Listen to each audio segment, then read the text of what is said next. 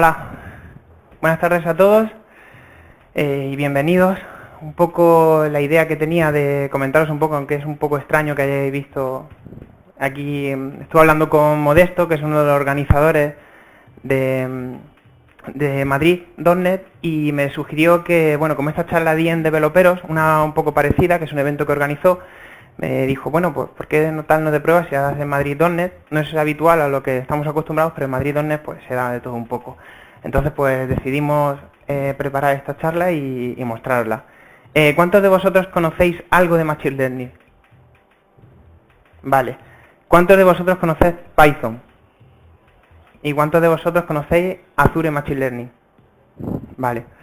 Habéis levantado la mano 3 veces, los mismos, entonces bueno, eso espero que os resulte, todo lo que voy a contar un poco lo resultará interesante, pero sobre todo voy a explicar un poco Machine Learning para lo que comencemos, que es lo más básico. Bueno, yo soy Manuel Rodrigo, vengo de Plain Concept, soy Software Engineering, y ahí tenéis mi Twitter y mi correo por si tenéis cualquier duda o queréis en algún momento pues escribirme y os responda. Todo el código que he preparado y demás va a estar subido en GitHub, así que sin ningún problema. También mi cuenta es mrcabellom, ¿vale? La de GitHub. ¿De qué vamos a hablar un poco? Vamos a hablar de introducción de Machine Learning, luego las Python Tools de Visual Studio. Como sabéis, Visual Studio tiene compatibilidad con Python, tiene IntelliSense, tiene bastantes cosas, puede crear gestión de entornos virtuales también, se puede hacer todo desde Visual Studio. Y ahora en 2017 os vais a encontrar con que han dejado de dar soporte, pero han dejado de dar soporte momentáneamente, porque el otro día lo estuve viendo, os quería mostrarlo con Visual Studio 2017, no va a ser posible. Y en la primera preview después que saquen, cuando vayan sacando actualizaciones, van a ir publicándolo y van a tener este paquete de nuevo también disponible. Viene con bastantes cosas, así que luego iremos comentando.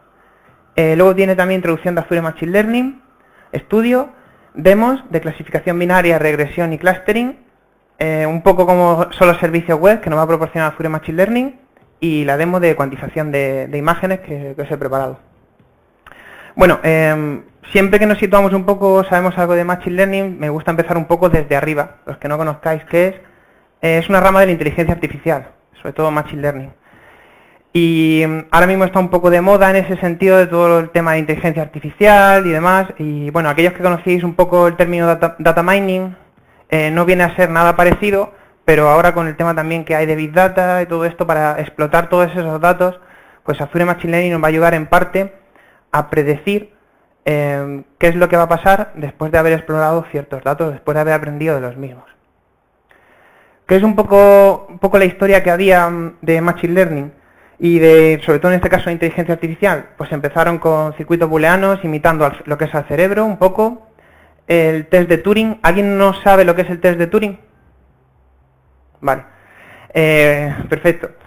Y bueno, luego hubo una época del invierno de la inteligencia artificial con DARPA, toda la parte militar, que estuvieron haciendo investigaciones que se dejaron muchas partes de muchos modelos de subvencionar. En 1980, más o menos, volvió a resurgir lo que es esta etapa de la inteligencia artificial, y luego lo que conocemos como la inteligencia artificial moderna, que los hitos más importantes que marcaron en el 97, pues la derrota de la máquina a Kasparov, le derrotó jugando al ajedrez.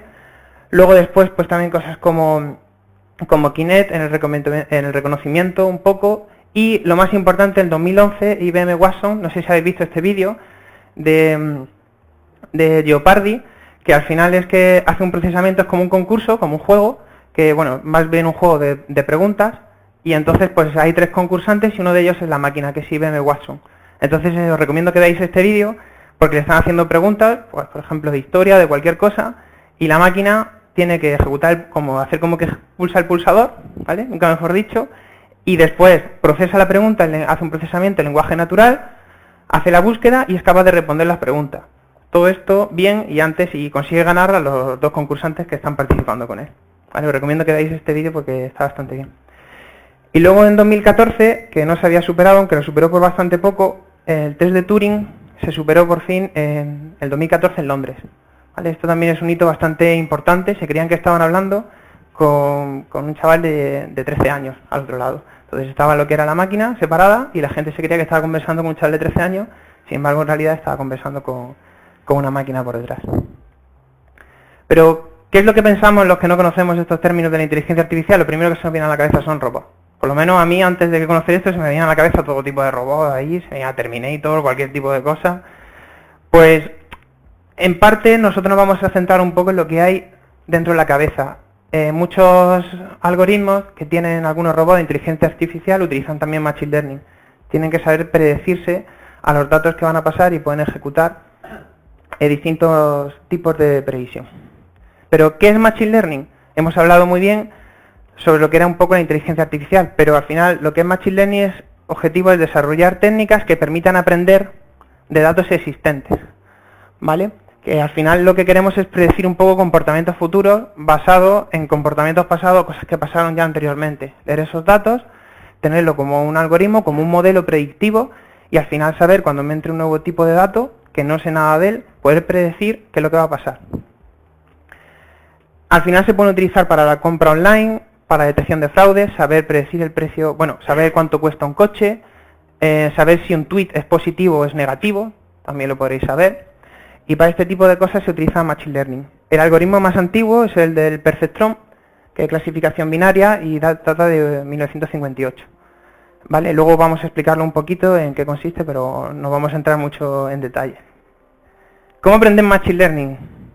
Yo la primera vez que empecé un poco porque, como he dicho, yo soy software engineer, yo estudié la carrera de ingeniería informática y claro, yo cuando me puse con esto no sabía apenas nada de matemáticas. Entonces yo al principio me sentía un poco así.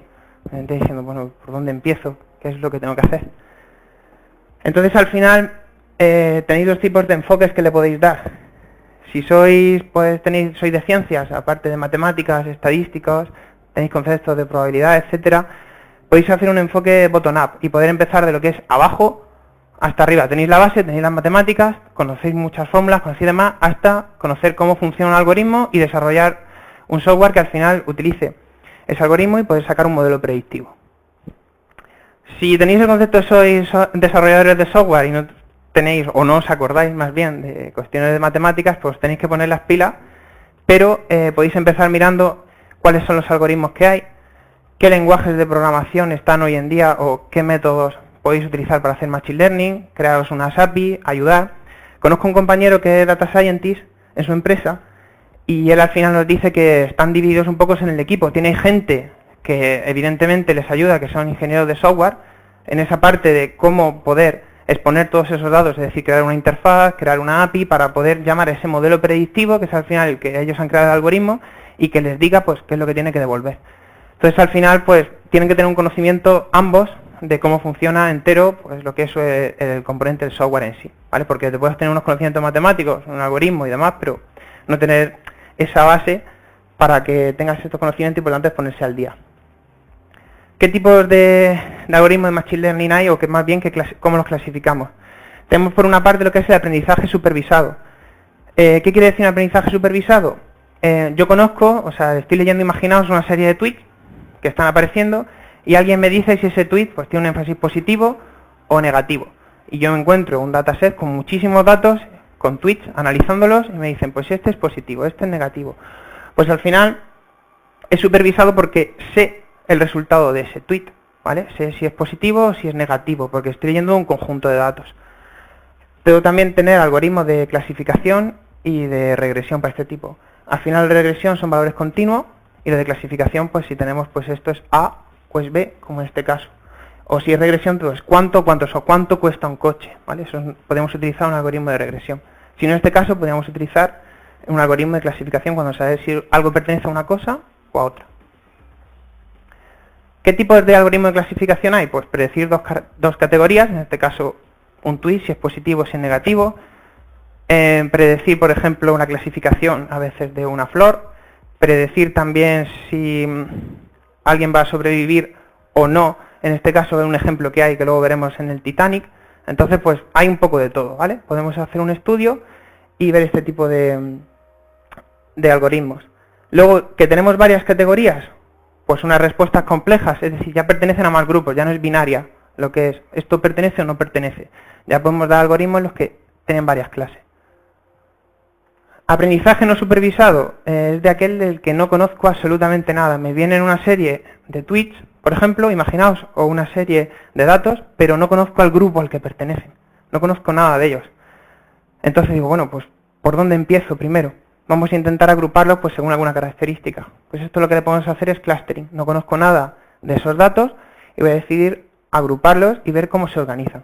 Entonces esto nos ayudará a predecir y comprender mejor eventos o cómo están organizados una serie de datos y a qué grupo podrían pertenecer. Luego veremos una demo al final y os enseñaré un poco cómo funciona. Aprendizaje reforzado. El aprendizaje reforzado, aunque no está disponible en el Azure Machine Learning Studio, para explicarlo un poco como lo que sería la vida normal, es el que vosotros, si los que tengáis mascota, sobre todo un perro, pues podéis, por ejemplo, cuando le decís siéntate, ¿vale? Para decirlo así en manera vulgar, le podéis dar una galletita, ¿no? Por ejemplo, el perro. Entonces le estás dando un aprendizaje por refuerzo que está diciendo, esto que has hecho está bien. Sin embargo, cuando el perro pues hace alguna trastada o algo, pues das así con el periódico en el suelo o algo y le dice, no, esto no está bien. Entonces el perro va aprendiendo y dice, ostras, si cada vez que me siento, me están dando una galletita, pues cada vez que me haga así voy a empezar a sentarme. Entonces al final va aprendiendo el perro por refuerzo de lo que está pasando. Un ejemplo de un algoritmo, en la universidad desarrollamos un algoritmo de un mapa, iba leyendo un robot y tenía que encontrar oro. Entonces en la primera tenía lo que era el mapa, tenía lo que eran pues las rocas, donde estaba un poco, pues tierra que podía ser candidata a tener oro y mar alrededor. En la primera iteración el robot decidió irse al mar directamente, pues se dio un aprendizaje, un refuerzo negativo. En la siguiente pues intentó volver otra vez ir al mar, era cabezón, y se dio un aprendizaje pues negativo. Ya en la siguiente se lo pensaba, ya iba poco moviéndose y se iba moviendo un poco más al interior, porque vio que lo que había alrededor era agua, y fueron más, cuando encontraba oro se daba un aprendizaje por refuerzo, y iba pues buscando esas pepitas pues ya a los sitios que iba parecido, ¿vale? Eso sería un ejemplo un poco básico.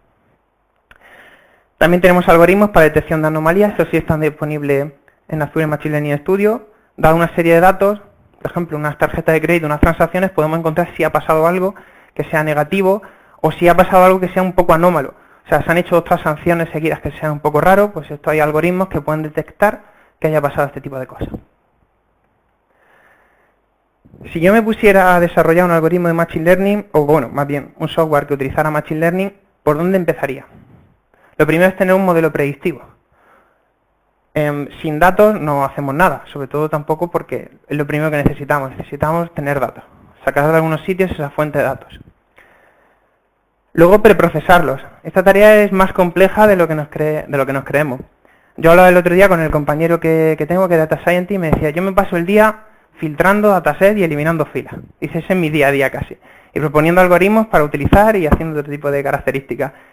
Dice, básicamente porque al final me interesa que todas las columnas que se utilicen sirvan para el modelo, no sirven todas, a veces no sirven tampoco todas las filas, la correlación que hay entre las columnas y hacer estudios de cómo van esas variables evolucionando, pues eso al final es trabajo casi de un Data Scientist en ese sentido.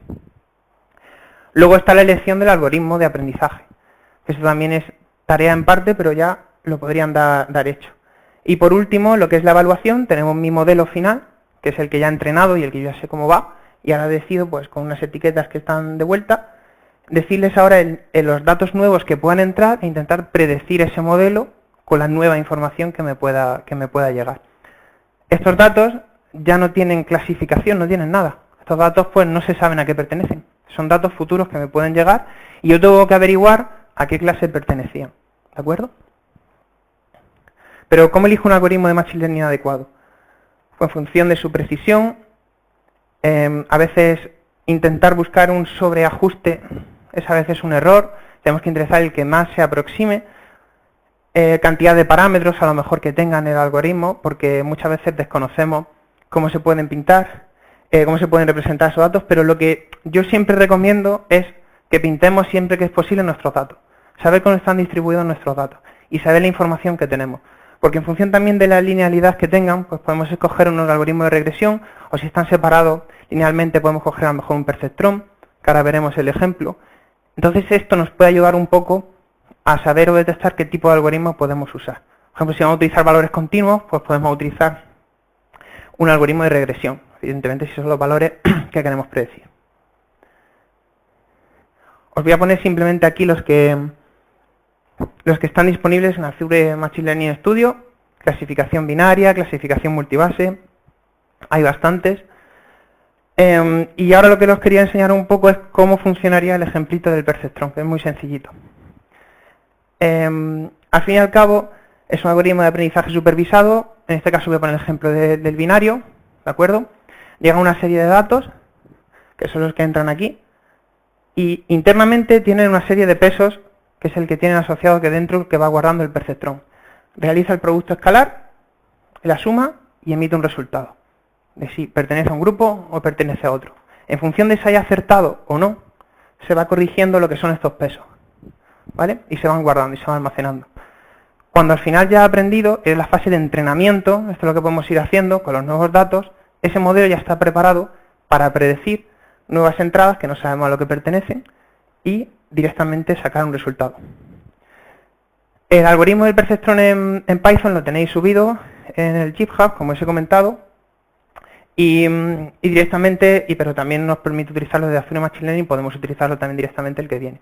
Pero os he dejado un ejemplito también para que veáis cómo se podría desarrollar.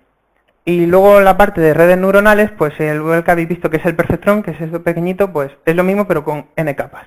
Vale, por decirlo, aquí cuentan cuestiones de probabilidad, es un poco más complejo, son difíciles, tardan bastante tiempo en entrenarse y se pueden utilizar también para lo que es multiclasificación. En ese sentido también podemos utilizar una red neuronal, ¿vale? ¿Cómo está ahora mismo el tema con Microsoft y Python?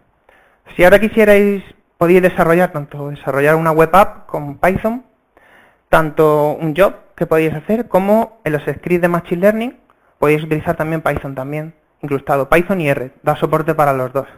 Los que sepáis de Machine Learning son de los dos lenguajes ahora mismo, por decirlo de programación, que están ahí un poco ahí, que son Python y R, que son los que más utilizan, sobre todo los Data Scientists también, en ese sentido.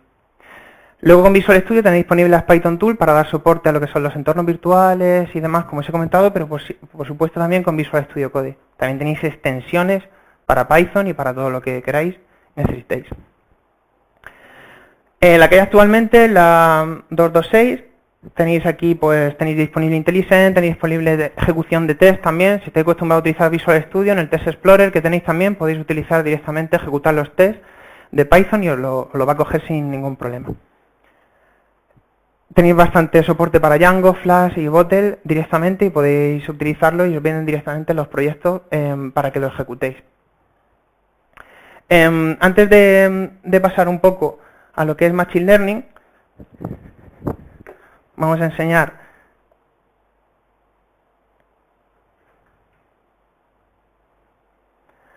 este sería el proyecto que están directamente para que veáis que lo que os he comentado un poco por encima.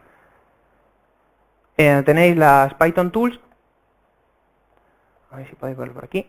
Directamente también soporta lo que es la generación de entornos virtuales, que también lo podéis tener aquí creado. Los módulos, es decir, lo soporta en ese sentido todo. Vais a tener soporte completo lo que es para Python en Visual Studio. En este caso podéis utilizarlo sin ningún problema. Le dais un punto de entrada que será lo que vaya a ejecutar, que en este caso puede ser pues cualquier archivo que tengáis aquí, queréis que se inicialice y directamente le dais a ejecutar y ya se ejecutaría sin ningún problema. En este caso es el main, que ejecuta pues todo lo mismo que vais a ver de Machine Learning, que os voy a enseñar luego en el ejemplo, lo vais a ver que está hecho también en Python, para que veáis que sin ningún problema todo lo que se hace se podría hacer.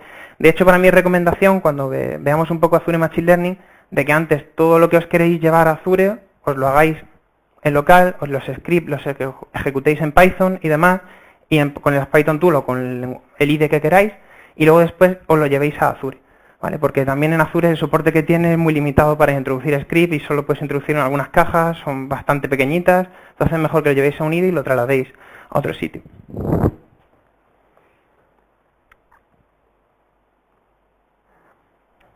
Vale, al final, ¿qué es Azure Machine Learning Studio? Es una plataforma de aprendizaje. Podemos crear, probar e implementar este tipo de soluciones. Podemos hacer como drag and drop, como distintas cajitas tenemos, y podemos ir viendo básicamente cómo ejecutar esas partes que hemos visto. La de preprocesamiento, las partes de limpieza de datos, etcétera. Podemos ir haciéndolo todo como queramos. Tenemos la parte de suscripción gratuita, ¿vale? Está un poco limitada a lo que es la ejecución de nodos. De hecho, la API puede tardar un poco más. Pero si queremos probarlo y empezar mañana con nuestra suscripción a nuestro Live ID, es totalmente gratuito y tenemos hasta 10 GB de almacenamiento allí para guardar nuestros experimentos, nuestros proyectos y demás, ¿de acuerdo? Nos va a publicar los modelos como servicio web, como ya veremos en un ejemplo que tenemos a continuación. Soporte para R, también como he comentado. Los que vengáis de Machine Learning, no sé si conocéis Anaconda, pues básicamente está integrado arriba. Entonces, cualquier import que hagas que esté en el paquete de Anaconda lo vas a tener directamente. No tenéis que hacer ninguna librería ni importaros nada raro. Simplemente en el script, en la cajita que tengáis, está disponible la versión de Anaconda, la 4.0 creo. Si quiero yo ejecutar un procesamiento, como habéis visto la gráfica que os he enseñado antes de los Data Scientists, podéis obtener lo que son los datos, podéis preprocesar esos datos, separar los que son los datos en entrenamiento y test, ahora veremos el porqué y por qué es bueno hacerlo, seleccionar el algoritmo, entrenar nuestro modelo y ya pues evaluar los resultados para ver si han sido buenos o no con esos ejemplos que tenemos. Este sería más o menos el flujo que sería un poco core o genérico al ejecutar, hacer todos los algoritmos y que comparten la mayoría. Vale, aquí podéis a lo mejor en preprocesamiento extenderos más, pero evidentemente irá en función de vuestras necesidades. Machine Learning cuenta con las siguientes secciones, pues son los experimentos, servicios web, datasets que están almacenados, cada uno de ellos, y tenemos un panel pues para lo que es desarrollar nuestros experimentos predictivos. Ahora vamos a ver un ejemplo para que veáis mejor en vivo, en directo, cómo funciona. Antes de ello, el ejemplito que os he enseñado, que os he mostrado un poco de Python, utiliza una librería que es Azure ML. Con esta librería lo bueno que podéis hacer es que podéis acceder a datasets que tengáis almacenados en Azure Machine Learning a través de Python. Es decir, cosas que tengáis subidas ahí arriba en vuestros experimentos, podéis tener acceso directamente a ellos. Tenéis vuestro workspace, vuestros tokens de autorización y así podéis trabajar y decir, es que yo no quiero seguir trabajando allí. Quiero irme un rato, seguir trabajando en mi máquina, conectarme, ver los datasets que han generado y trabajar y procesar aquí mi algoritmo. Pues lo podríais hacer igualmente. Podéis coger la referencia que está en los settings del usuario y podéis coger esos tokens y ejecutar en la librería y coger la información. De hecho, el ejemplito que os he dejado hace eso básicamente. Sustituir las claves con lo que os generéis y os cogerá esa información, es un dataset que exista y os preprocesará toda esa parte del algoritmo. Muchos ejemplos ya vienen desarrollados. Si os metéis a la página de Cortana Intelligent Gallery podéis ver muchísimos ejemplos que ya hay actualmente desarrollados con Machine Learning. Podéis filtrar, clasificación binaria, regresión y demás, y podéis ir viendo todos y cada uno de ellos en esta galería. Podéis decirlo, pues me lo importo a mi dashboard, a mi experimento, este que ya está hecho y veo cómo se ha hecho este algoritmo o qué partes tiene o qué es lo que puedo realizar. Bueno, vamos a ver una demo.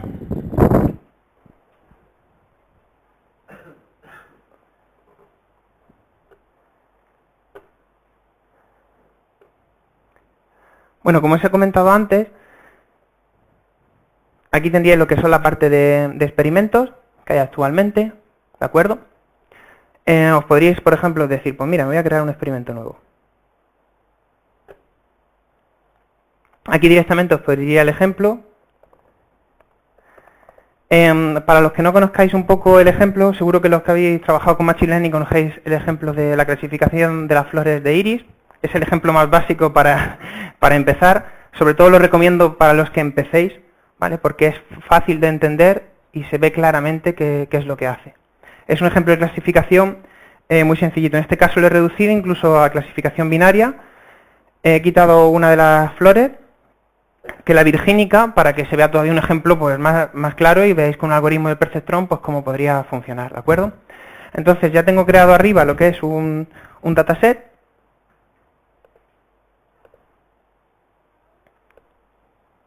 ¿Vale? Lo arrastraría hasta aquí y aquí podría ver pues qué es lo que lo visualizaría la información y podría ver qué contiene este dataset directamente. Como veis nos da información acerca sobre qué columnas tiene el dataset, que es un dataset con extensión CSV. Nos dice pues la longitud del pétalo, la longitud del sépalo, que son también cosas que nos interesa para saber si pertenece a una flor de un tipo u otro, en este caso, y el tipo al que pertenece, pues iris setosa, virgínica, versicolor. Fijaos que aquí también os saca información sobre la frecuencia del valor, cuántas veces se repite, o sea que os puede dar una información gráfica bastante buena de cómo están un poco distribuidos vuestros datos en este dataset, ¿de acuerdo? ¿Qué podemos hacer ahora? Pues ahora podemos hacer una pequeña parte. Como veis, estos tienen todos los datos, tienen 151 filas. Vale, entonces, como hemos dicho, nos interesa directamente filtrarlos y quedarnos con los 100 primeros. Podemos ejecutar, arrastrar de aquí tanto script de Python, ¿vale?, como script de R que podamos ejecutar para un preprocesamiento que nosotros queramos, ¿de acuerdo? Sin ningún problema. Entonces aquí lo que nos está disponible es dos entradas.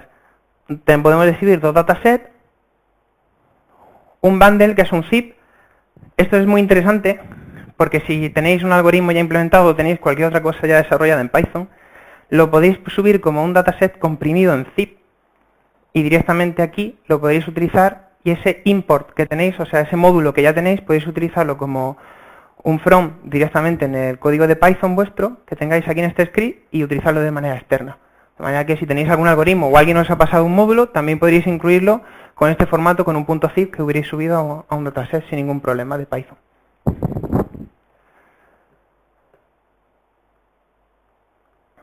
¿Qué tenemos aquí? Pues aquí tenemos un poco lo que es la ejecución. Nos entran, como hemos dicho, dos data frames, ¿vale? Y aquí podemos decir, pues por ejemplo, pues si voy a utilizar, es lo que os comentaba aquí, como está disponible Anaconda,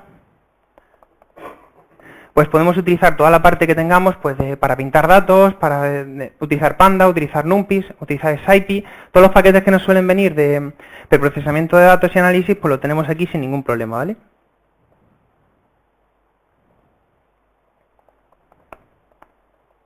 Problema, como no os acordéis de algún import o cualquier cosa, pues estáis perdidos, porque aquí no hay IntelliSense ni nada. Por eso os recomendaba directamente que os fuese a cualquier plataforma que tuvieseis o hicierais el script, vierais que funcionara y ya lo llevaréis aquí. Por lo menos es mi recomendación, y yo he trabajado así y así se trabaja un poco más, lo que es más rápido. Esto es para cosas muy puntuales o para hacer cualquier retoque, ¿de acuerdo?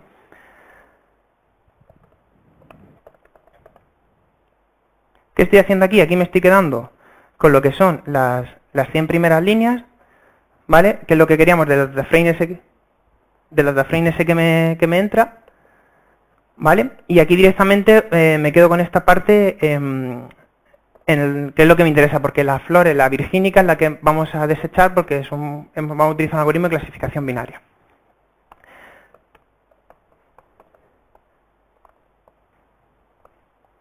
Aquí lo que nos estamos quedando es, de las primeras que hay, con esta parte nos vamos a quedar,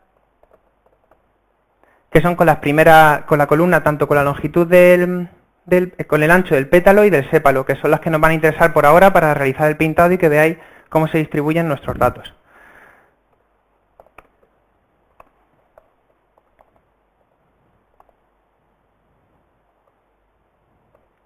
De los siguientes 50 hasta los 100, y podemos aquí ejecutar lo mismo, cogernos las columnas que han salido, y luego aquí lo que podemos hacer es pintarlo, ¿vale? Lo único que vamos a pintar pues son una serie de datos que tenemos aquí.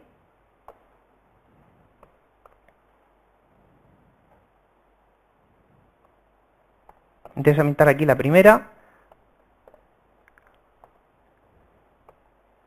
la segunda columna, que es la parte que nos interesa aquí, decirlo que lo vamos a marcar como este tipo, ¿vale? Y ponerle el color pues que queramos. Por ejemplo. Aquí lo mismo.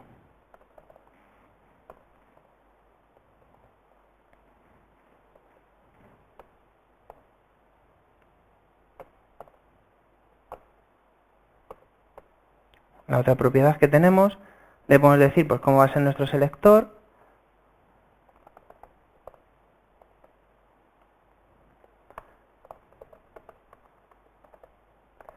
Y aquí lo que estamos haciendo es para que, esto lo voy a enseñar para que podáis ver cómo salen los resultados, que directamente esto lo va a pintar cómo están distribuidos esos datos. Ah, sí, pues seguro.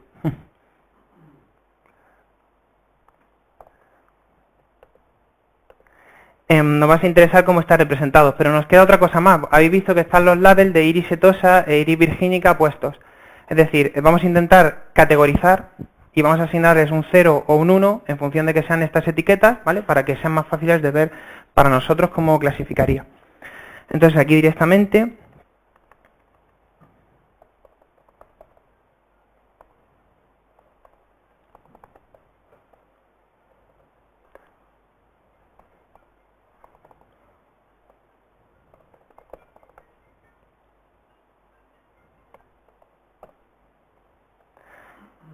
Esto lo que haría es sustituirnos esos valores que tenemos de iris setosa, iris versicolor por 0 o por 1 de lo que tengamos en función de... Podemos decir, como he visto aquí, la versión que queremos ejecutar, guardarlo y lo que es ejecutarlo.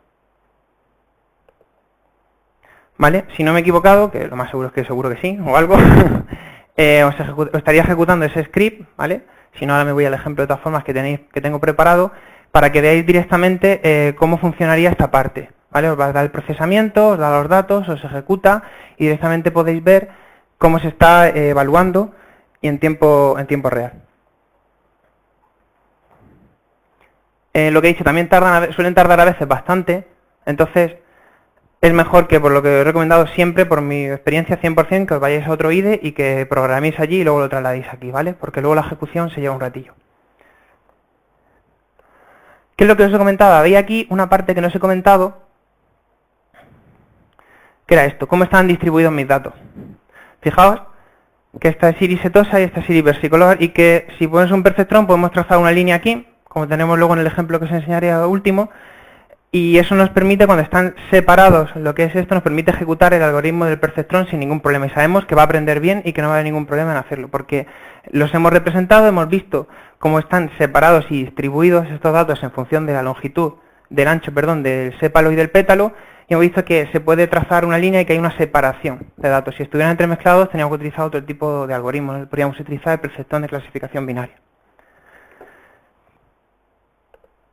Como hemos visto aquí en el resultado también,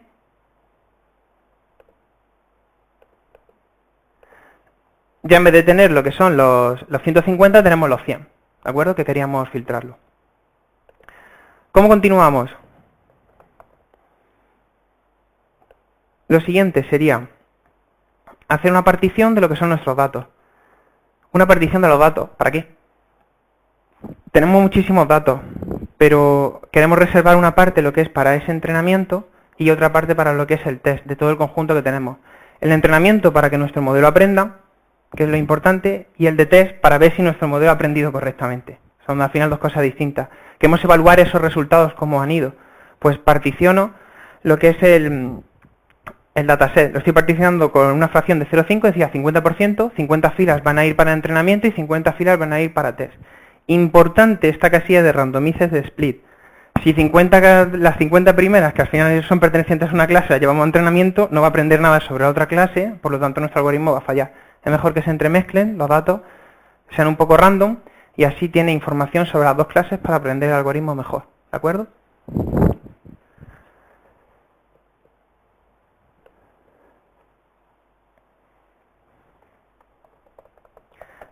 Aquí siempre podéis buscar en esta parte, sacamos un algoritmo, que es el del perceptrón, que lo tenemos aquí disponible. Azure también nos dispone de lo que es como lo tendríamos también, un modelo de entrenamiento.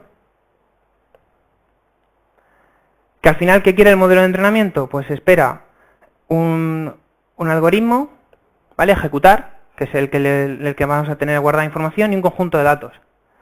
¿Y qué nos está pidiendo aquí? Aquí nos está pidiendo que por favor seleccionemos lo que es la columna para que saque la predicción, que no lo tiene de todo ese conjunto de dataset. Entonces podremos, que es aquí, lanzar la columna, decirle que va a ser de tipo class y guardarla. Vale. Hasta aquí todo bien. Ya tengo lo que es mi modelo entrenado. ¿Pero qué pasa ahora? Ahora lo que quiero es probar si mi modelo ha ido bien. O sea, aquí podría tener lo que es el modelo ya entrenado, se iría entrenando con este conjunto de datos. Pero si yo quisiera ahora evaluar lo que es el modelo, que es lo que tendría al final, lo dejaría aquí puesto y nos sacaríamos antes uno que nos va a servir, que es el modelo de Score Model. ¿Esto qué nos va a decir? Nos va a sacar información de qué clase tenía antes, qué clase se ha predecido también. Por lo que nos va a servir un poco para comparar si los datos han ido bien o han ido mal. Aquí se espera pues lo que es el modelo entrenado y evidentemente nos faltaba una cosa, que son los datos que había aquí arriba, engancharlos, ¿vale? Voy a coger el ratón porque si no... Estos estos datos que nos quedaban aquí son los que ahora van a predecir y nos va a servir para nuestro modelo, ¿de acuerdo? Más cosas, lo podemos dejar y evaluar ya directamente. Queremos saber la función de evaluación. Con todo esto le daríamos a lo que es ejecutar todo y haría el procesamiento de todas estas cajas, ¿vale? Iría ejecutándola una a uno, las que ya están ejecutadas las cachearía, porque ya las tiene guardado el resultado, a no ser que haya cambiado algo que detectaría un cambio. Y lo que no, pues evidentemente pues tiene que evaluar cada parte, hacer el entrenamiento y demás. En redes neuronales, por ejemplo, se puede tirar bastante entrenamiento, eso lo podéis dejar ahí tranquilamente, que lo evaluará, lo ejecutará, y en función de lo que ya tengáis, la suscripción que tengáis, tendréis más nodos disponibles para lo que es esta ejecución o no. En este caso, yo como tengo la gratuita, solo tengo un nodo, y estoy ejecutándolo aquí todo, ¿vale? Y luego lo veréis también en el caso de la llamada de los servicios web. Fijaos, al final, que nos ha sacado el modelo, ha dicho, ostras, esto va canela fina. ¿Por qué? Porque al final, esto lo comento un poco, que es importante saber qué son todos estos valores. Al final es un algoritmo de un perceptrón. Son valores que hemos clasificado como 1 o 0. 1 si pertenecías a un tipo de planta, ¿vale? Y 0 si pertenecías a otro tipo de planta. Los que son los true positive, false negative, true negative, false positive, estos son 50. Hemos dicho que son 50 datos lo que teníamos, ¿vale? El algoritmo ha entrenado, pero no se ha equivocado en ninguno solo. ¿Por qué no se ha equivocado? Porque ha dicho que los que son valores positivos de perteneciente a una clase y que ha acertado son 23. Y los que eran negativos, ¿vale? Que eran pertenecientes a otra clase, son 27. Por lo tanto, no ha fallado en ningún momento absolutamente nada. Por lo que podemos decir que se ha entrenado correctamente y el modelo que se evalúa de resultados está bastante bien. Luego también tenéis términos como precisión, exactitud y el recall, que ambos hacen sobre el conjunto de datos de positivos, podéis sacar lo que es la precisión, e incluyendo el negativo podéis sacar lo que es el recall, e incluyendo lo que son todos los parámetros, sabiendo cuántas veces he acertado y cuántas veces no, podéis sacar lo que es la exactitud. ¿De acuerdo? Os voy a enseñar otro ejemplo que sí falla algo, porque con este no se aprecia nada porque ha ido todo muy bien. Entonces, os voy a poner ahora otro ejemplito que sí sale. Pero es básicamente para que veáis un poco cuáles son los parámetros y toda la información que nos da. Al igual que aquí, también nos da información sobre cómo se han distribuido tanto los positivos como los negativos, como los falsos positivos. En función, si sale arriba a la izquierda, cuanto más vaya tendiendo hacia arriba, quiere decir que todo ha ido bastante bien.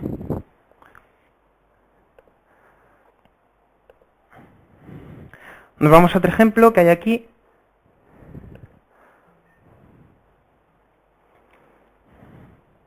Este es otro ejemplo que hay disponible, que es el del Titanic.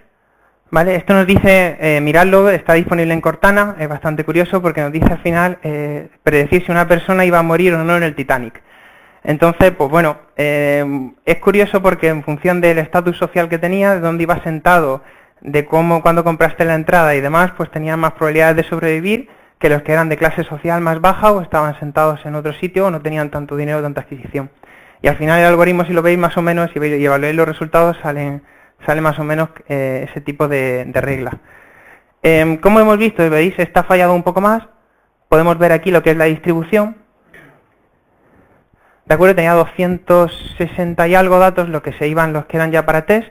Y podéis ver como si ejecuta fallos, qué es lo que pasa. Es decir, 64 personas que dijeron que han sobrevivido 64 personas de lo que ha predecido, ¿vale? Y 151 pues que no sobrevivieron. Esos son los que ha acertado el algoritmo, todo en conjunto. ¿Qué pasa? Que de personas que dijeron que sí iban a sobrevivir, ¿vale? Hay 18 que se ha equivocado el algoritmo. Lo mismo aquí con los negativos. De que los que iban a morir se ha equivocado en 34, que ha predecido que no iban a sobrevivir. ¿De acuerdo? Entonces con eso y estos datos y estas probabilidades que se calculan, esto es una tasa de acierto del 80%, pues diréis, bueno, pues no se ha equivocado tampoco mucho en su totalidad, no se ha equivocado mucho en el total de datos, por lo que podemos darlo a lo mejor por lo que es un modelo factible. Que no lo es todavía para nosotros un modelo factible y queremos mayor tasa de acierto, pues a lo mejor dos cosas.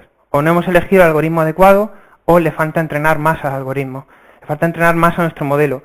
Los datos que les hemos pasado no son lo suficientemente heterogéneos, por decirlo, o no cumplen todos los aspectos, no ha aprendido bien del todo y hay algunos ejemplos que se le están escapando a nuestro algoritmo. ¿De acuerdo?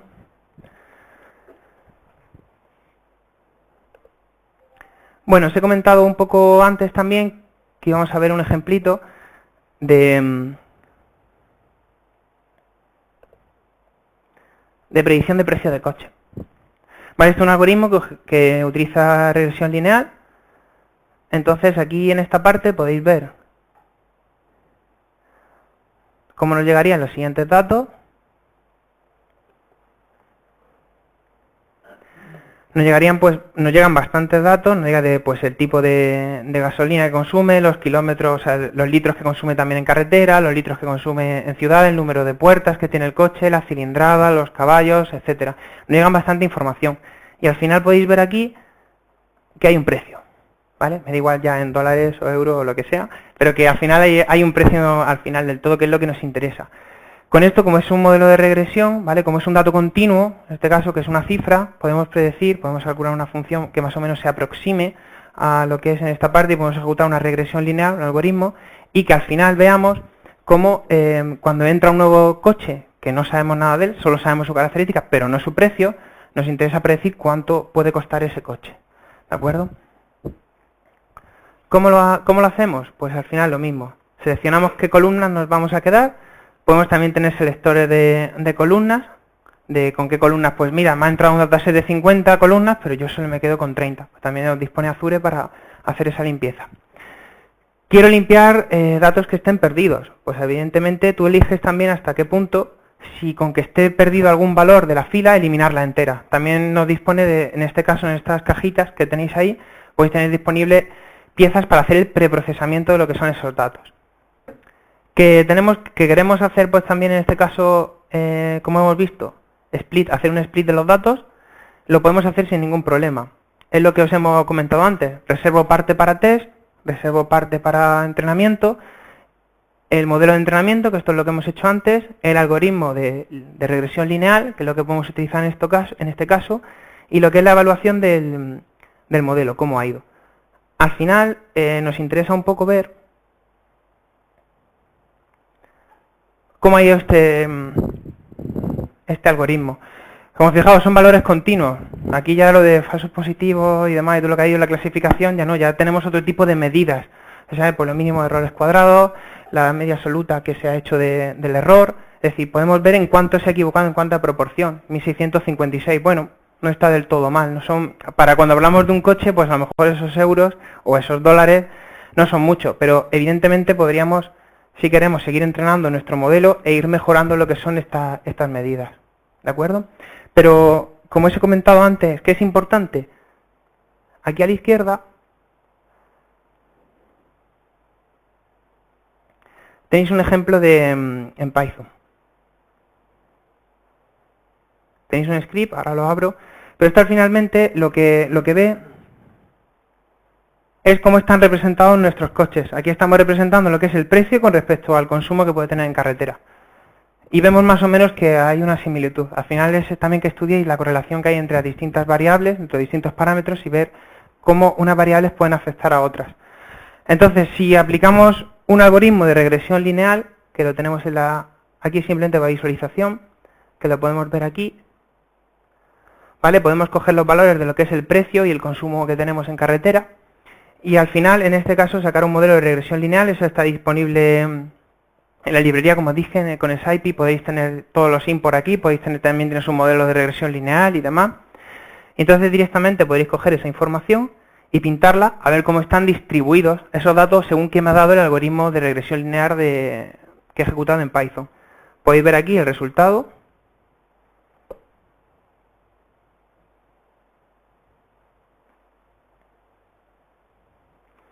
¿Vale? Y ver también que lo que intenta ajustarse es un poco una línea, ¿vale?, de cómo están distribuidos y sacar esta función lineal con respecto a lo que había. Entonces, bueno, evidentemente no la cumple. Podríamos ver a la perfección, podríamos trazar otra línea o ver que otro algoritmo, o probar otros datos, o otras variables que a lo mejor tengan más relación para hacer ese algoritmo de regresión lineal.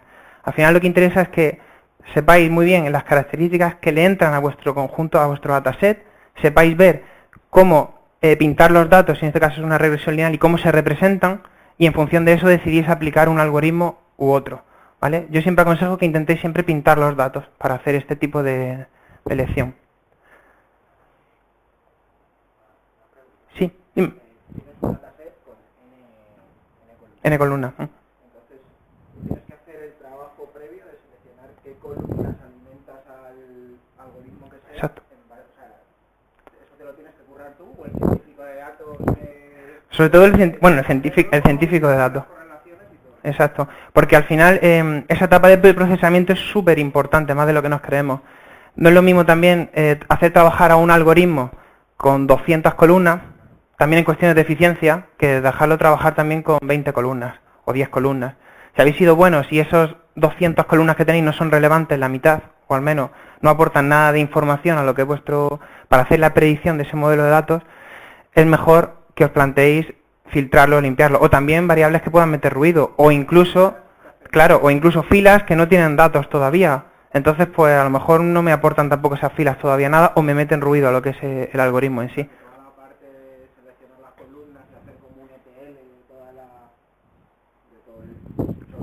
Sí.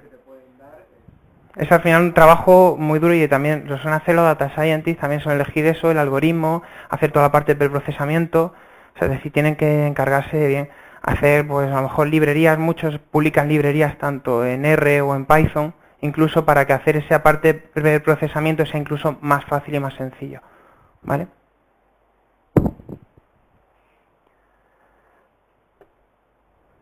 Bueno, ¿qué más tenemos por aquí? No sé si habéis visto que en la parte de... que también había que os quería enseñar en los experimentos.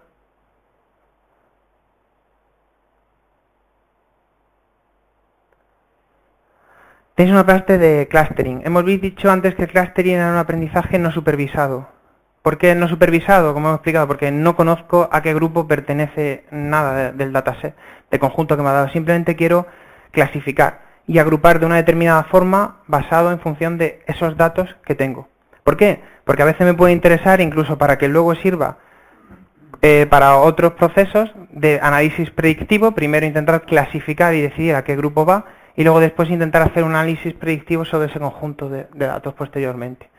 En otros casos simplemente porque me interesa saber cómo están agrupados mis datos, o si tiene alguna similitud, o si pueden ir, o qué datos van a un mismo grupo. Simplemente también a veces... El otro día estuve discutiendo con un compañero sobre lo que era análisis predictivo como tal, y si el clustering podría pertenecer o no a ese análisis predictivo, ¿vale? Luego si queréis, pues después de la charla, pues podemos tener ese debate, pero yo es un debate que tuve el otro día con un data scientist sobre si lo que era un clustering podía llegar a predecir algo alguna vez. Decía, no, pero es que tampoco no es una predicción como tal, porque un modelo de datos es lo que te llega a predecir. Dice, claro, pero luego tuvimos una discusión sobre lo que eran las funciones que tenía el perceptrón y demás, pero bueno, luego es interesante saberlo porque había...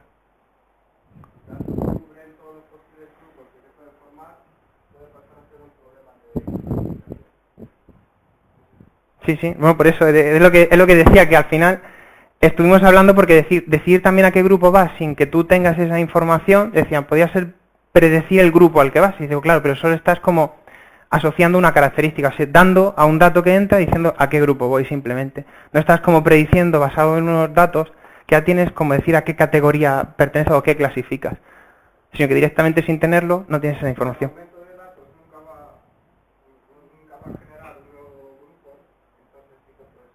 Claro, exacto.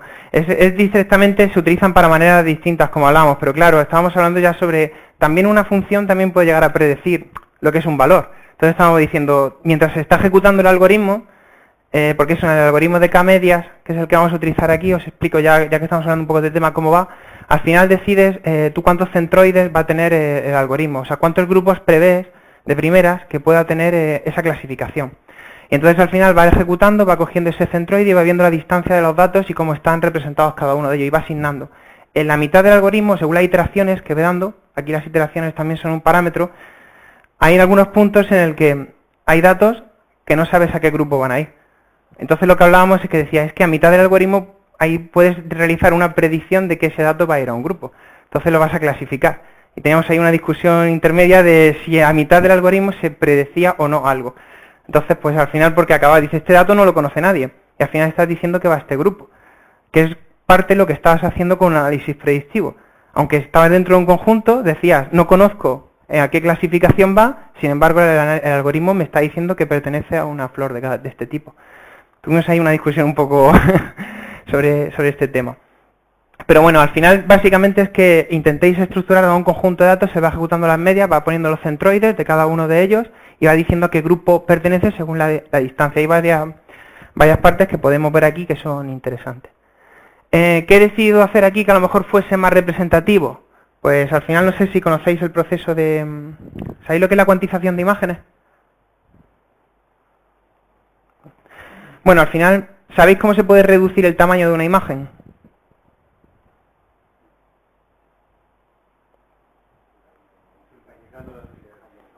Claro, podemos, o una de dos, la más fácil, le quito el tamaño, ¿no? El tamaño, el primero, y si quiero conservar el tamaño, pues puedo quitarle colores a la imagen, ¿no? También podría ser en parte, ¿vale?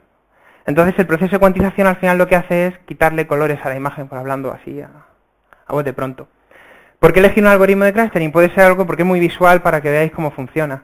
Al final lo que son nuestros datos son la tripleta RGB, cada píxel tiene un color, ¿vale? Asocia una tripleta RGB y está representado por un dataset, ¿vale? La posición 00 tiene el color 123, 34, 47, por ejemplo. ¿Qué es lo que podemos hacer? Podemos utilizar un algoritmo de clustering y decirle tenemos 32 centroides.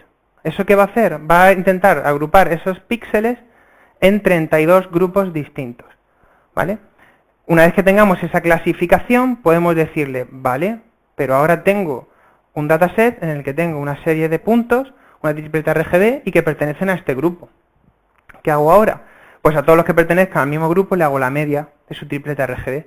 Por lo tanto, he reducido en 32 colores lo que es la imagen, que sonamos tantos números como centroides hay en lo que es el algoritmo, ¿de acuerdo? Y al final veremos cómo esa imagen se acaba reduciendo. Tenemos una parte aquí, hemos subido una imagen. Tenemos un CSV, por ejemplo, que tiene unos datos de, como os he comentado antes, de la tripleta de lo que hay, el RGB y lo que hay en cada uno de los píxeles. Lo veis aquí, la posición 00, pues están estos datos RGB. La posición 01, pues así. Si queremos representarlo, podemos utilizar la librería de Pillow, ¿vale? La que hay de imágenes en Python. Y podemos ver, unas que se ven muy pequeñito, pero podemos ver ahí cómo hay una imagen de la Alhambra. ¿Vale? Así un poquito para que simplemente... Esto, en lo que tenéis subido en GitHub, también tenéis subido esta parte, que es lo que vamos a ver ahora al final en la demo. Tenéis subido lo que es para pasar de una imagen a un dataset y de un dataset a una imagen. Es un proceso bastante sencillo, ¿vale? Luego después, ¿qué hacemos? Pues editamos los metadatos que queremos, quedarnos de la columna. Y aquí, en esta parte, es cuando realizamos lo que es nuestro algoritmo de K-media, le decimos el número de centroides que tiene, 32 colores por ejemplo, y el número de iteraciones que vamos a dar de vuelta en el algoritmo. Esto lo que es, lo pasamos a un entrenamiento del modelo, el clustering del modelo. El entrenamiento como tal en este caso no existe, ¿vale? Lo que pasa es que lo agrupa y lo guarda todo ahí en un modelo, pero aquí en clustering lo de entrenar el modelo es muy distinto a lo que hablábamos del análisis predictivo, ¿vale? Aquí como tal te entran nuevos datos y ¿qué? Si no sabes a qué pertenece nada, quiero seguir sacando un grupo, pero ese grupo a lo mejor no tiene que ver nada con los datos que hay anteriormente. Y a lo mejor hay una dependencia si juntas esos nuevos datos más los datos que tenías y ahora hay píxeles que caen en otro grupo, píxeles que caen en otro. No tendría mucho sentido en sí, como os he comentado antes, con otro tipo de algoritmo. ¿Qué hacemos luego? Cuando se obtiene el resultado, aquí en el data frame que tenemos, lo podemos agrupar. En este caso pues son los assignment, que son los que dan los grupos, que es lo que dan el resultado del algoritmo. Y al final nos quedamos, lo ordenamos de nuevo por los valores X e Y para que la imagen no salga un poco rara, sino directamente como nos ha entrado los valores, para que sigan teniendo 00. Y nos quedamos con lo que son los datos RGB. Estos los devolvemos al algoritmo. Y aquí tenemos el mismo que teníamos para pintar las imágenes en el otro sitio, el mismo script que teníamos, pues lo tenemos aquí también como salida. Y al final vemos el resultado. Y podemos ver como esta imagen que antes aparecía muy bonita, pues aparece con 32 colores, ¿vale? 32 tipos de colores. Como veis es un dato al final un poco curioso, porque dependiendo también de la imagen que escojáis, esto nos sirve para saber cómo cambia de contraste un píxel en determinados puntos. Hay algoritmos también para detección de frontera, aunque son más bien el procesamiento de imágenes, pero aquí os podéis hacer una idea como todos los píxeles que pertenecen a un mismo color o a un color parecido se quedan al final en un mismo grupo o intenta llevárselos a un mismo grupo. Los que tienen cambios y contrastes muy grandes, por ejemplo, se intenta llevar a otro tipo de grupos distintos. Entonces podéis ver cómo ha dado el salto en función de los píxeles que tiene cada imagen. Claro, esto evidentemente nos lo puede dar hecho alguien, este algoritmo, pero esto no estaría chulo si al final lo intentamos automatizar nosotros este proceso de alguna manera, ¿no? Si veis estas cajitas que hay aquí arriba, que pone Web Service Input y Web Service Output, al final nos permiten que esto reciba como entrada, tener un servicio web que podamos subir un dataset como un archivo, un CSV, seguir procesando esto y al final nos saque otro CSV, ¿de acuerdo? Entonces al final decimos, si yo pudiera procesar y tener este algoritmo, esta API que está disponible, la puedo utilizar, me puedo hacer un programita que yo suba una imagen, le diga el número, porque como podéis ver aquí, en este tipo de parámetros de entrada, fijaos lo que se han puesto como parámetro del servicio web. El número de centroides y las iteraciones que queramos que demos. Entonces podemos tener una API que nos expone a Azure Machine Learning de que le especifiquemos el número de centroides y el número de iteraciones que podamos dar. Con eso, subimos un dataset, lo procesamos, lo procesa un job en batch, en ejecución en batch, y nos devolverá un CSV procesado. Esto mismo que acabamos de hacer. Esta parte de aquí nos lo devuelve y lo que hacemos nosotros es que pintamos las imágenes con los procesos de transformación iguales que hemos hecho con este script de Python, la pintamos y la podemos ver en nuestro programa. ¿De acuerdo? ¿Cómo podemos ver esta parte primero del servicio web? Aquí que tenéis podéis desplegar lo que son el servicio web, aquí, ¿vale? Y os vais a este apartado que tenéis aquí.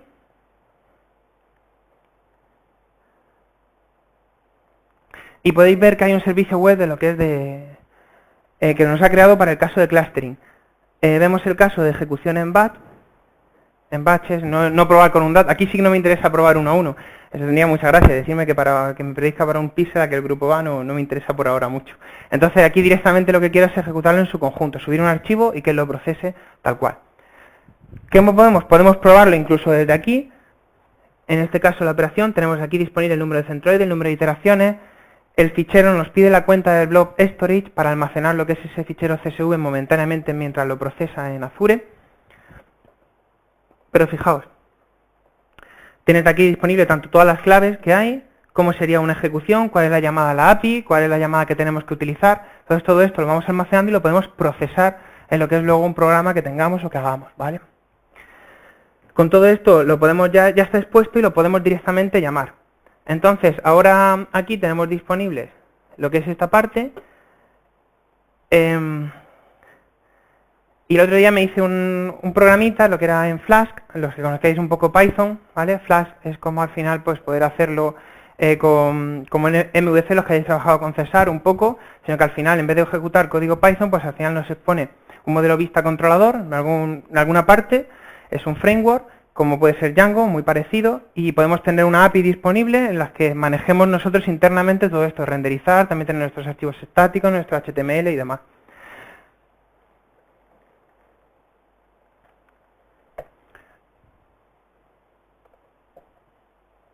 Aquí tendríamos lo que es nuestra página. Entonces tendríamos lo que es, como habéis visto, yo lo de maquetar lo llevo fatal, entonces tengo que utilizar Bootstrap porque no me fío mucho de mis skills de maquetador. Entonces aquí podríamos seleccionar lo que es ese fichero como tal e seleccionar la misma imagen que hemos seleccionado.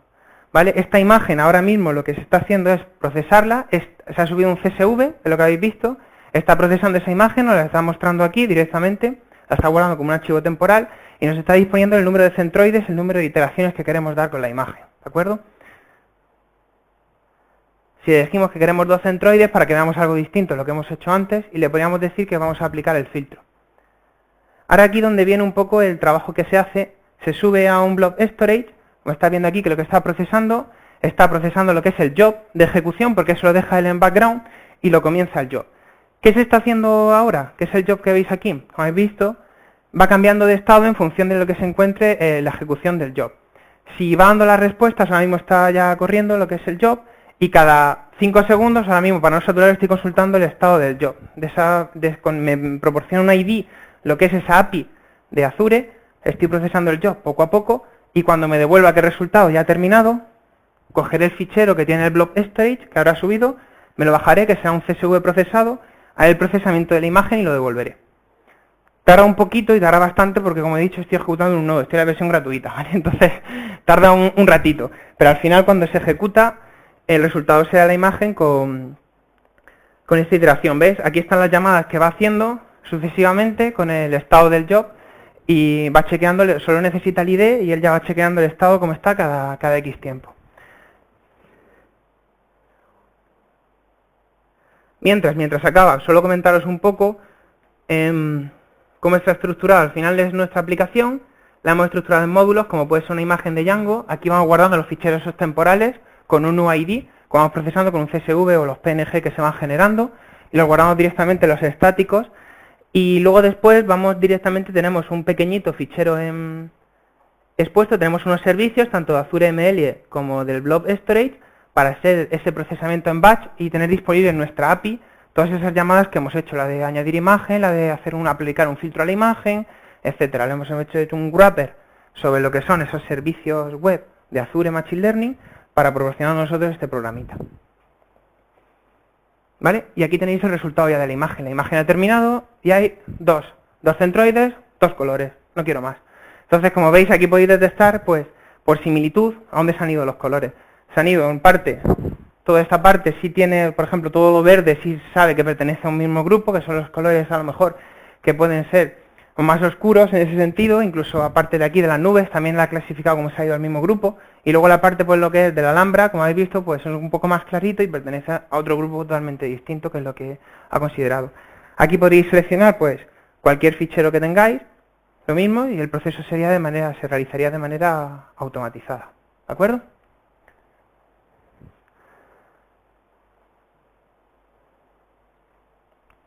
Bueno, esto es lo que os he comentado un poco sobre los servicios web, que podéis hacer tanto un servicio web de análisis predictivo como el que habéis visto, tanto de entrenamiento, que es el que yo puedo tener un servicio web de entrenamiento, que es el que he comentado, pasando a lo que es al otro punto, y decir, oye, yo te voy a publicar esto para que directamente alguien me vaya subiendo dataset y vaya entrenando mi modelo, ¿vale?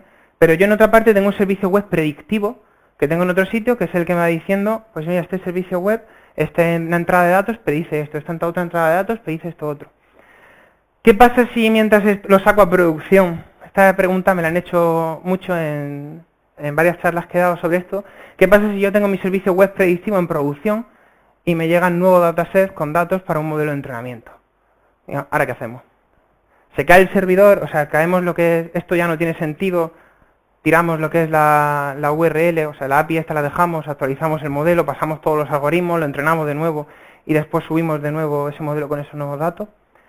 No, es más sencillo. Podemos tener un servicio web predictivo que al final son la entrada y la salida, al final quiere una respuesta de cada uno de ellos, o en batch, ¿vale? Lo que es subir un fichero CSV. Y esto es importante, cuando nos generamos un nuevo servicio, por defecto no viene, pero podemos tener lo que es una llamada que es un patch. Al final esto nos va a ayudar a que ese modelo de entrenamiento, podemos devolver el modelo de entrenamiento en lo que es este servicio, podemos devolverlo, ese modelo será un archivo binario, que es un i.cer, y al final se lo podemos dar pasar por patch, o sea, por una API, una llamada API con patch, se lo podemos pasar y actualizar al predictivo. El que está prediciendo, le podemos actualizar, oye, mira, tu modelo predictivo ha cambiado. Ahora este es tu nuevo modelo predictivo con estos datos que he entrenado. Azure se decae durante un segundo o dos lo que tarda en actualizar el modelo y ya tiene ese modelo predictivo ahí de hacer para las siguientes llamadas que queramos, actualizado con los nuevos datos que nos hayan venido de entrenamiento. ¿De acuerdo? Lo mismo es lo que decía, si tenemos en este caso el predictivo, pero aquí podemos tener el de entrenamiento. ¿Vale? El entrenamiento que tenga una entrada, una salida, y aquí devuelve un e-learner, que es ese modelo entrenado que podemos devolver también. Y con esto podemos decir reentrenar ese modelo. Nuestro modelo predictivo, nuestra API, se nos pone un patch, se nos expone esto y podemos utilizarlo. Y esta ya es la demo que os he enseñado antes.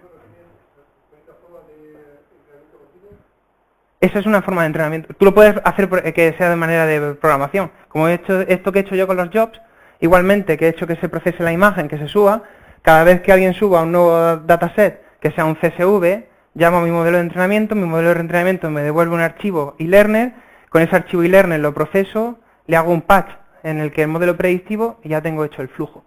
y se va actualizando constantemente cada vez que alguien me suba un fichero CSV a un modelo de entrenamiento. Puedo hacer ese flujo igual, ¿vale? Lo puedo ir procesando. En el terreno de juego profesional, la eficiencia bueno, en este caso es la eficacia de un algoritmo, ya sé que depende, pero para que sea medianamente predictivo, de cara a terreno de juego, ¿no? Un 95% está bien, un 99%. Eso es súper relativo. Es que darte una respuesta sobre eso exacta sería, pero bueno, depende de los datos de entrada, depende del algoritmo que hayas elegido. Y del dominio del problema. Claro, bueno, eso también, eso por supuesto. He visto modelos que lo mismo te dan un 95%, y dices, joder, y hay otros que te dan por ejemplo, yo he visto un modelo para predecir fracaso escolar, que depende de si el niño de las notas, de con quién se junta, hay un montón de cosas. Y te da un 85% de acierto y dan palmas. O modelos yo trabajo por ejemplo con modelos que detectan el tipo de música que escuchas en MP3 y eso alguna cosa... ¿Un procesamiento raro? Pues esto es pop, esto es British pop, o esto es no sé qué, esto es un 70% que da todo el mundo de pero para el que lo usa ya es una... También es verdad que hoy te dé el 95% puede ser algo falso cuando te entran nuevos datos. Te da un 95% hoy, pero mañana de repente empieza a fallar todos los modelos y dices, ¿qué ha pasado? Dice que en estos datos no se han tenido en cuenta o este modelo no se ha tenido en cuenta. Entonces así, este es un flujo casi continuo para ver si algo está funcionando básicamente bien o si está prediciendo cómo se debe en ese sentido.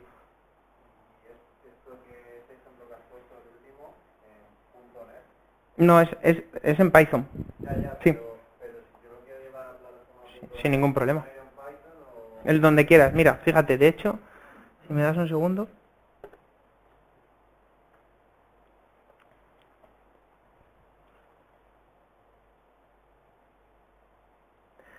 Microsoft te proporciona ejemplos, ¿vale? Básicamente de cuando quieras hacer los distintos procesamientos, ¿vale? No sé si lo habéis visto aquí antes. Si quieres hacer una operación en batch, tienes aquí el código en César directamente también, todo el procesamiento, y en Python. Tened mucho cuidado cuando cojáis y copiáis este código, porque tiene algunos errorcillos y hay algunas cosas que corregir, ¿vale? Entonces yo me tiré con el de Python intentando procesarlo bastante tiempo, estructurado y demás, intentando llevar cada módulo y cada responsabilidad a su servicio, porque os van a poner el código ahí y ahí para que intentéis hacer las pruebas con las keys ahí directamente y con todo lo que tengáis en ese ejemplo, ¿vale? Pero está disponible para varias plataformas, tienen ejemplos ya automatizados y ya hechos sin ningún problema. De hecho, en César también es bastante fácil. Al final les pone lo que es una API, lo mismo, como está expuesto una API, te puedes crear tu propio wrapper sobre esa API y hacer tú las llamadas directamente. El cliente y el que responde, ¿no? El servidor en este caso es Azure Machine Learning. Si tú quieres hacer un wrapper, necesitarías el cliente del servidor, evidentemente, una aplicación MVC con Web API, directamente, claro. Si quieres simular lo mismo que he simulado yo con Flash, lo tienes que hacer con Web API.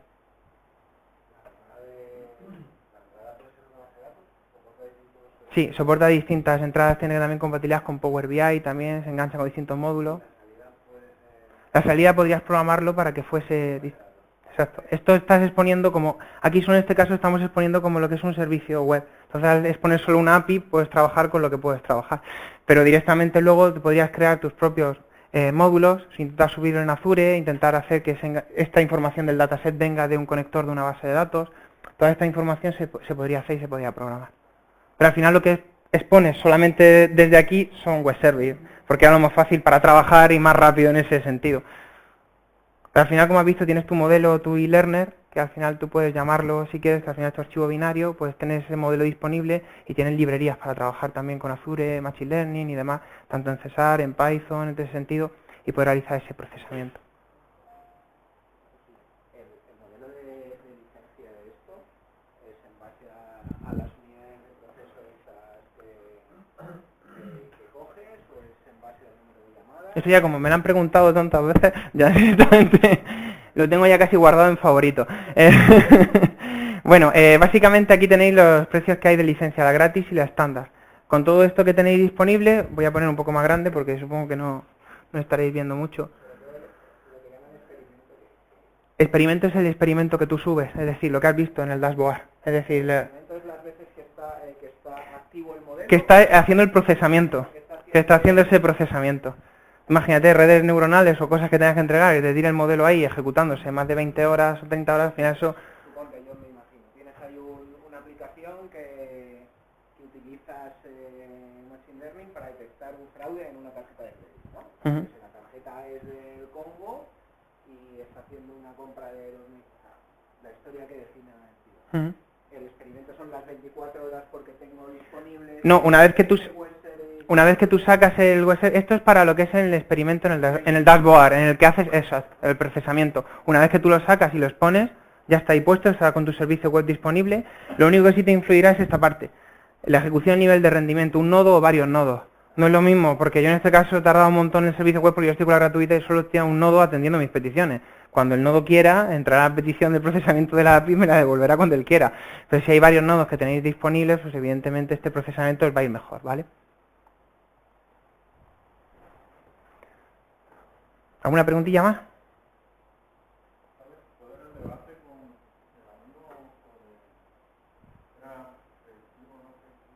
¿El qué? Perdona, es que no... Ah, sobre si era predictivo o no predictivo. Sí, bueno, básicamente este amigo que tengo es Data Scientist y él tenía la teoría bastante fuerte, que estuvo hablando con un grupo de amigos también, y decían que evidentemente para él, y exclusivamente para él, lo que era el clustering no era nada predictivo. O sea, no era predictivo, nada, en absoluto. Otros compañeros con los que están allí le decían que sí, que podía predecir mientras estaba iterando el grupo al que va a ir. Al igual que al final, tú puedes predecir cuando estás en un algoritmo de clasificación binaria, me entra este dato y tú perteneces a una flor o perteneces a otra. El algoritmo de clustering por medio está haciendo eso. Y claro, él me decía, sí, está haciendo eso, pero porque es un cálculo de una distancia. No es basado en un modelo predictivo. ¿Vale? Que es al final la diferencia. Es como decir también que una función, f de x, que x por 2 más y, es también predictiva cuando le entra un valor x. Entonces ya todo sería predictivo, ¿no? Si nos ponemos así en ese sentido. Entonces ese es el debate que ellos tenían. De que al final para él clustering es simplemente dar como un dato más de agrupación hacia dónde va, basado en un algoritmo de una ejecución normal y corriente, que es un procesamiento que se hace, él va calculando distancias y va asignando a un grupo que pertenece. De hecho, la categoría de los grupos es el grupo 1, grupo 2, grupo 3, grupo 4. Entonces, para él eso no era predicción, eso era como describir más, dar más información a ese dato que entraba, pero no predecir sobre qué clase iba o a dónde iba. En ese caso, ¿qué diferencia hay que hagas limitaciones y que hagas 50? El resultado de hacia qué grupo pueda ir.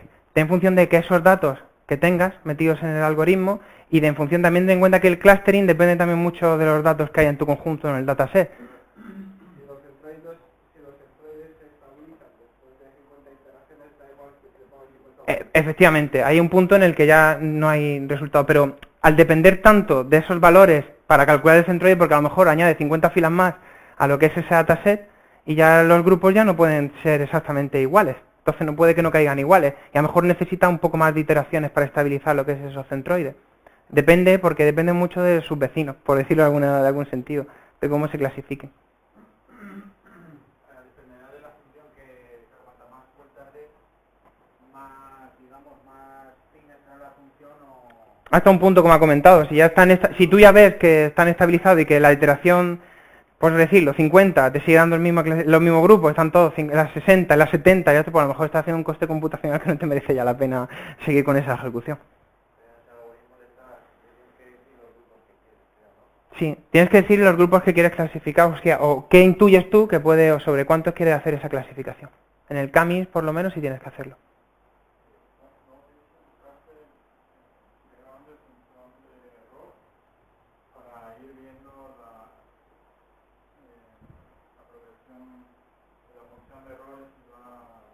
En la de la curva, sí, teníamos la de clasificación binaria, lo que mostré, sí, mostré en el ejemplo del Titanic, lo que pasa es que no sé si se ha visto bien.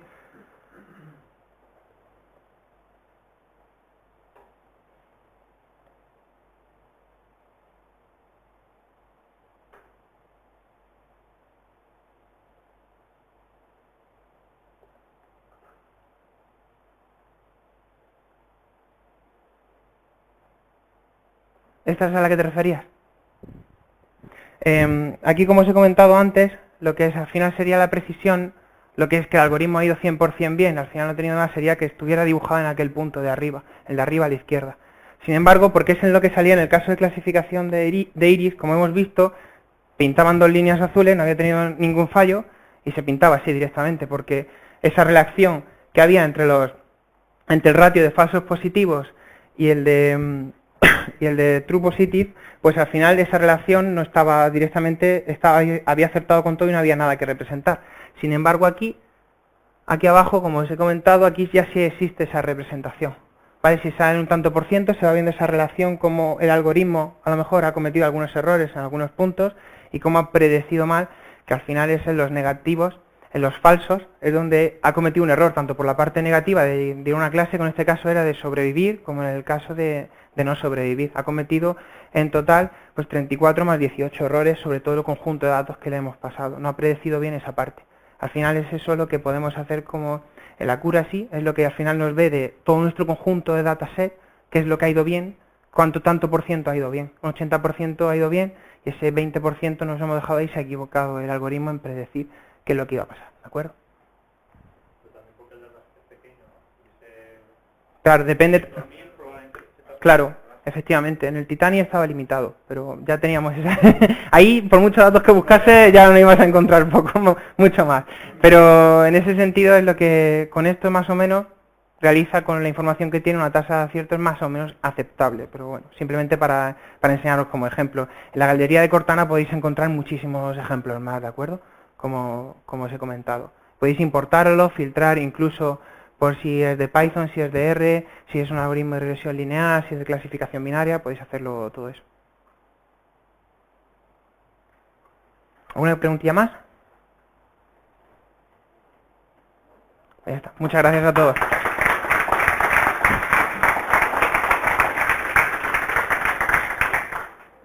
Una cosa, primero, como me ha tocado hoy representar el vídeo, esto no han podido venir, dar las gracias a la gente de Live por cedernos el local, y luego han tenido el detalle de llamar a Telepista, así que tenemos gracias.